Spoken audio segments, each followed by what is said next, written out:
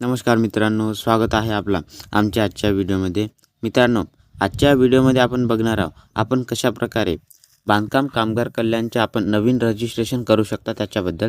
त्यासाठी सर्वात अगोदर आपल्याला याच्या या लिंकवरती, हे लिंक मी आपल्याला इथं डिस्क्रिप्शनमध्ये देऊन देणार. या लिंकवरती आल्यानंतर आपल्यासमोर याप्रमाणे हा इंटरफेस येऊन जाणार.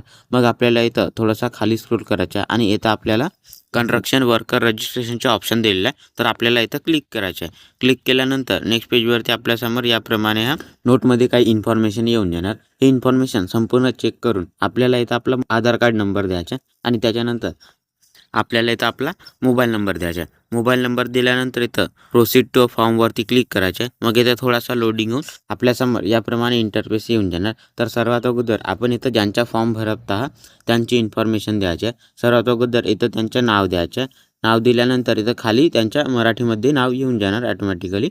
त्याच्यानंतर इथं त्यांच्या फादर किंवा हजबंड नेम द्यायचे आणि त्याच्यानंतर आपल्याला त्यांचा आडनाव द्यायचं आहे. आडनाव दिल्यानंतर इथून त्यांचा जो जेंडर असेल, जो लिंग असेल तो इथून आपल्याला सिलेक्ट करायचे.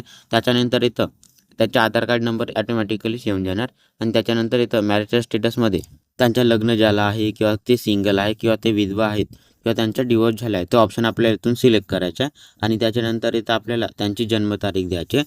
जन्मतारीख दिल्यानंतर इथं एज वयमध्ये इथं त्यांची जे वय असेल ते वय इथं ऑटोमॅटिकली येऊन जाणार. त्याच्यानंतर इथं आपल्याला त्यांच्या कॅटेगरी वर्गवारीचे ऑप्शन दिलेलं आहे. तर इथं त्यांची जी कॅटेगरी असेल general, NT, OBC, SC ST तो ऑप्शन आपल्याला इथून सिलेक्ट करायचा आणि इथं त्यांचा मोबाईल नंबर ऑटोमॅटिकली येऊन जाणार.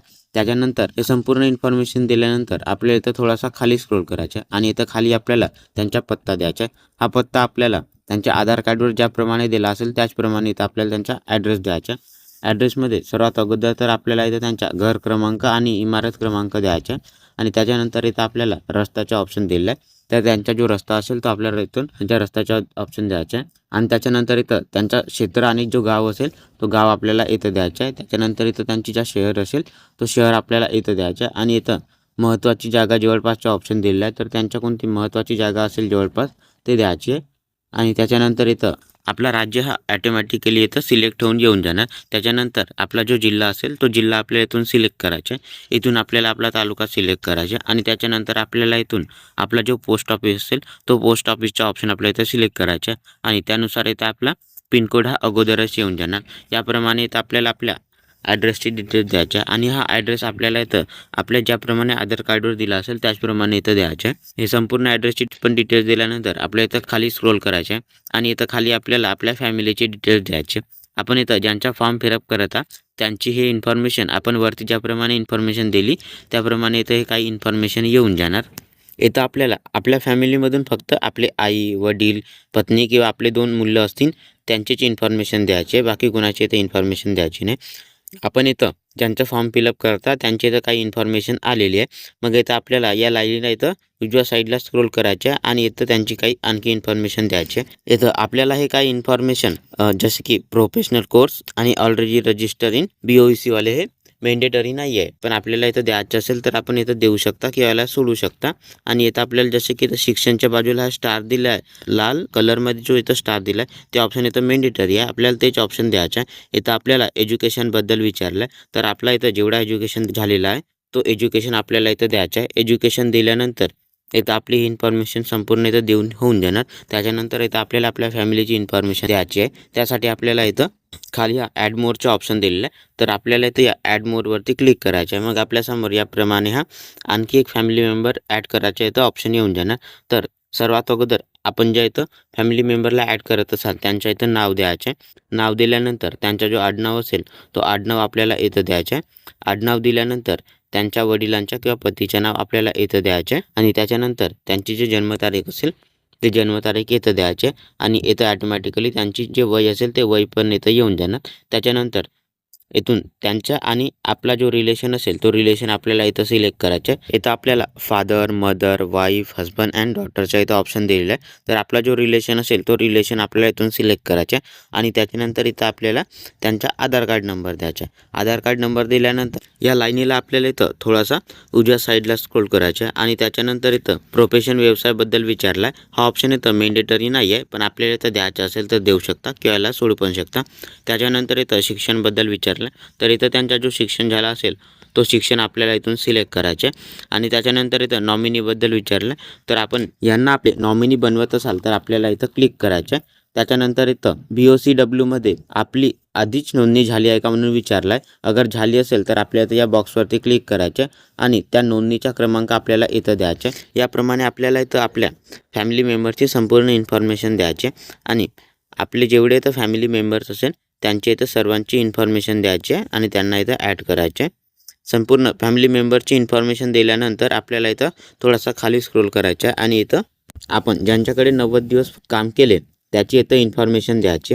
सर्वात अगोदर इथं आपल्याला आपण ज्या प्रकारचं काम केलं असेल तो ऑप्शन आहे तर आपल्याला सिलेक्ट करायचा आहे. इथं आपल्याला हे खूप सारे ऑप्शन दिलेले आहे, जसे की इथं मेशनवर, सेंट्रिंगवर, स्लॅबवर, फ्लोरिंग, प्लंबर, कार्पेंटर यासारखे असे खूप सारे ऑप्शन दिलेले आहे. तर आपण इथं ज्या प्रकारचं काम केलं असेल तो ऑप्शन आपल्याला इथं सिलेक्ट करायचा आहे आणि त्याच्यानंतर आपल्याला हा 90 दिवसाचा सर्टिफिकेट ज्यांनी कुणी दिला असेल त्यांचे ऑप्शन आपल्या इथं सिलेक्ट करायचं आहे. इथं आपल्याला कॉन्ट्रॅक्टर, डेव्हलपर, ग्रामसेवक याप्रमाणे हे ऑप्शन दिलेलं आहे. आपण इथं ज्यांच्या कुणाचा पण ऑप्शन सिलेक्ट कराल त्याचप्रमाणे इथं खाली आपल्याला काही इन्फॉर्मेशन येऊन जाणार. प्रत्येकाची इथं इन्फॉर्मेशन वेगवेगळी आहे म्हणून आपण इथं ज्यांच्या कुणाकडून हा 90 दिवसवाला प्रमाणपत्र आणाल त्यांच्याच इथं ऑप्शन सिलेक्ट करायचे आणि इथं खाली त्यांची इन्फॉर्मेशन द्यायची. आम्ही इथं ग्रामसेवकचा हा 90 दिवसाचा प्रमाणपत्र आणला आहे त्याच्यामुळे इथं आम्ही ग्रामसेवकवाला ऑप्शन सिलेक्ट करता आणि त्याची इन्फॉर्मेशन देतं. सर्वात अगोदर तर इथं त्यांनी जो हा 90 दिवसवाला प्रमाणपत्र दिला त्याच्यावर जे तारीख असेल ते तारीख आपल्याला इथं डिस्पॅच डेट जावक दिनांकमध्ये द्यायचे. त्याच्यानंतर आपला जो जावक क्रमांक असेल तो जावक क्रमांक इथं द्यायचा आणि इथं आपल्याला त्यांच्या ग्रामपंचायतीचं नाव द्यायचं आणि इथून आपल्याला त्या ग्रामपंचायतीचा जिल्हा सिलेक्ट करायचा आणि त्याच्यानंतर इथून तालुका सिलेक्ट करायचा. याप्रमाणे इथं हे आपल्या 90 दिवसवाल्या प्रमाणपत्राची इन्फॉर्मेशन द्यायची आहे. हे संपूर्ण इन्फॉर्मेशन दिल्यानंतर आपल्या इथं थोडासा खाली स्क्रोल करायचा आणि इथं आपल्याला आपण ज्या तालुक्यामध्ये जाऊन आपली पडताळणी आपली व्हेरिफिकेशन करत असाल तो तालुका आपल्याला इथून सिलेक्ट करायचा. त्याच्यानंतर आपल्याला इथं खाली आपले काही डॉक्युमेंट्स अपलोड करायचे. आपले हे डॉक्युमेंट्स आपल्याला इथं JPG, PNG किंवा PDF फॉर्ममध्ये आपल्याला इथं अपलोड करायचे आहे. ते पण आपल्याला इथं 2 MBच्या अंदर. सर्वात अगोदर तर इथं आपल्याला आपला आधार कार्ड अपलोड करायचे. आधार कार्ड अपलोड केल्यानंतर इथं खाली आपल्याला आपला 90 दिवसवाला प्रमाणपत्र अपलोड करायचं आहे. हे दोन्ही डॉक्युमेंट्स अपलोड केल्यानंतर इथं खाली आपल्याला आपण ज्या तारखेला इथं पडताळणी व्हेरिफिकेशनसाठी जात असाल ते तारीख आपल्याला इथं सिलेक्ट करायची आहे. त्याच्यासाठी आपल्याला इथं क्लिक टू लोड विजिट डेटवरती क्लिक करायचं आहे. मग इथं थोडासा लोडिंग होऊन आपल्यासमोर याप्रमाणे हे डेट सिलेक्ट करायचे ऑप्शन येऊन जाणार.